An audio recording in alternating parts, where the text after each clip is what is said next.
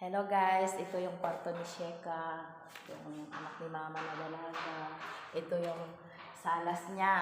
O, ayan, napakaluwang ha yung salas niya.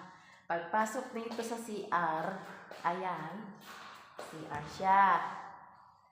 Pagkatapos ng CR, ito, ayan, CR lang siya.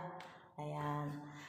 Ito naman yung, sa loob ng ano niya, ayan yung papunta na sa kwarto niya ay sa kama niya. Ayan. Napakaluwang guys. Ayan. Ito na siya. Ayan. Oh. Ayan siya. Tapos, pagpasok dito, may dressing room siya. Ayan. Napakaluwang guys. Ayan. Kay Sheka. Very lucky. Ang magiging katulong niya guys. Napakaluwang tong kwarto niya.